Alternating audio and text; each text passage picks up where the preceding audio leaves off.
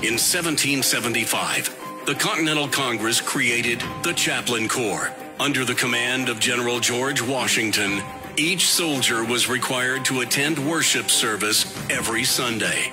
While other armies advanced on their feet, Washington's troops advanced on their knees. It's time for the Chaplain's Report with Caleb Colquitt on tactics. Chaplin's Report today, it comes from the Gospel of Mark, and to give you a little bit of context, Jesus has just been out with the masses, talking with people, and he's exhausted. I mean, he's been running all day, and back then you didn't have a car to go from place to place, and so he's been out, he's been talking, he's been amongst the people, and so what finally happens is he steals away on this boat out into the Sea of Galilee, and he and the apostles are with him, and they're all fishermen, accomplished sailors.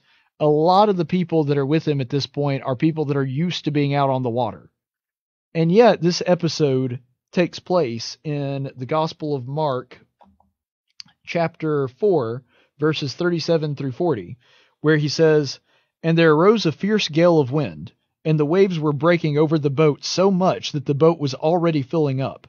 Jesus himself was in the stern, asleep on the cushion. And they woke him and said to him, 'Teacher, do you not care that we are perishing?' And he got up and rebuked the wind and said to the sea, 'Hush, be still.' And the wind died down and became perfectly calm. And he said to them, 'Why are you afraid? Do you have no faith?'" You could do no telling how many sermons on this one verse alone, but one aspect of it that I wanted to point out right now is look at Jesus' rationale for why he chastised them. Because they had no faith. This storm is going on, and keep in mind, like I said, these guys are accomplished sailors and fishermen. They're not novices. It's not like he just found some random guys. These guys are used to being out on the Sea of Galilee and doing so when the weather is turbulent, because that's what the Sea of Galilee is. If you're looking at the geographic location, it's prevalent for storms to just kind of crop up out of nowhere. That happens pretty commonly on this particular sea because of the way that the environment and this geographic surroundings of it. And so these guys were scared because they've seen a lot of storms and this one was bad. And they were worried because the boat starts filling up with water that they are not going to make it. And where's Jesus? He's taking a nap. He's so not bothered by this storm that he's asleep.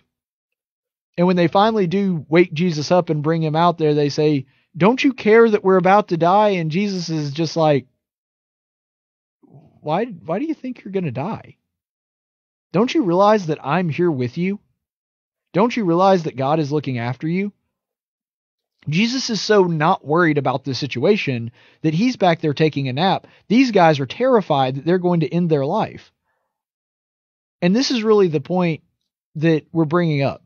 Jesus does calm the storm here. And he is the creator. He is the master of this universe. And so when he says, "Be still," the wind obeys. But nonetheless, he didn't have to calm the storm.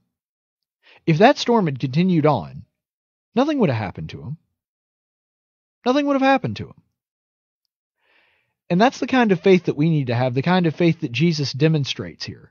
Because he chastised them for being worried because they had so little faith in God. Didn't they believe that when the Son of God is in the boat with them, that God is going to take care of them and protect them? And that really is a metaphor for the way that we live our lives. If Jesus is in the boat with us, we're going to be fine. There may be storms that come up. It may be rough sailing for a while. Sometimes it may be very rough to the point that we don't think that we're going to be able to hold on. But if we really have faith, the kind of faith that Jesus models, we'll be calm enough that we can take a nap in the hull and be okay. And that really is the point. As long as Jesus is in your boat, you don't really have to worry about anything. You may get cancer. You may have a messy divorce where your spouse cheats on you. You may have the death of a kid. Those are all really horrible storms, ones that make you feel like you're not going to make it at the end. But if you really have faith that God is going to take care of you and Jesus is in your boat, you're going to be okay.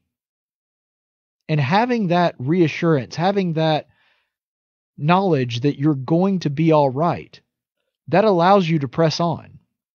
that allows you a certain calmness that it's going to take to weather that storm. Could God stop the storm if he wanted to? Sure he could.